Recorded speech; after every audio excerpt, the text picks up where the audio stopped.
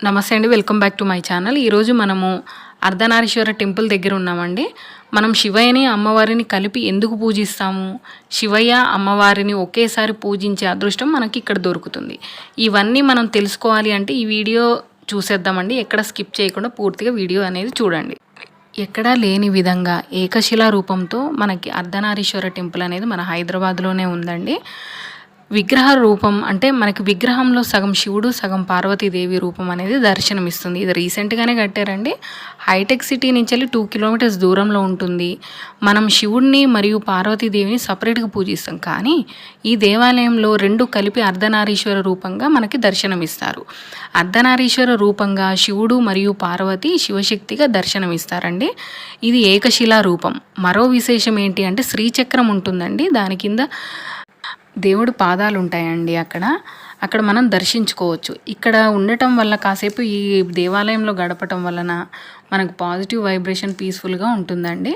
ఇక్కడ ఇంకొక విశేషం ఏంటి అంటే రేణుక ఎల్లమ్మ అమ్మవారిని కూడా దర్శనం చేసుకోవచ్చు. ఈ ఆలయంలో మనం ప్రదక్షిణాలు చేసేటప్పుడు శివపార్వతి యొక్క వివిధ రూపాలు, వాటి పేర్లను కూడా చూడొచ్చు. ఇక్కడ రేణుక ఎల్లమ్మను చిన్నమ్మగా పిలుస్తారు. మహిమ గల అమ్మవారండి. ఇక్కడ మనకి మహాహారతి కూడా ఉంటుంది. మహాహారతి అనేది ప్రతి మంగళవారం, గురువారం మరియు ఆదివారం ఇస్తారు. చూడటానికి చాలా విశేషంగా ఉంటుందండి. మరో విశేషం ఏంటి అంటే గుడి చుట్టూ 9 ప్రదక్షిణాలు చేస్తారు. అలా ప్రదక్షిణాలు చేయటం వల్ల మన మనసులో ఏదైతే కోరిక ఉంటుందో అది నెరవేరుతుందని ఇక్కడ భక్తుల విశ్వాసం అండి.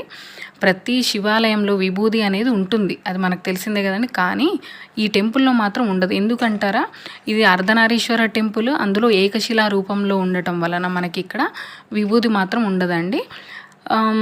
కుంకుమ మాత్రమే ఉంటుంది. ఇంకొక ప్రత్యేకత ఏంటి అంటే చిన్నపిల్లలు, అందులోనూ ఆడపిల్లలు, మనకి పుట్టిన చిన్నపిల్లలు ఉంటారు కదండి, డైరెక్ట్ గర్భగుడిలో అమ్మవారు అయ్యవారు ఎక్కడైతే ఉంటారో అర్ధనారీశ్వర రూపంగా అక్కడ ఒళ్ళో కూర్చోబెట్టి అంటే మనకి ఆశీర్వాదం అనేది ఇప్పిస్తారు అక్కడ గుడిలో అయ్యగారు. ఇక్కడ నాగేంద్ర స్వామి ఆలయం కూడా ఉందండి. ఇక్కడ మనకి ఏమైనా చెడు జరుగుతుందని అనిపిస్తే నాగేంద్రుడు పాము రూపంలో మనకు దర్శనం ఇచ్చి దానికి పూజలు అనేది నిర్వహిస్తారండి.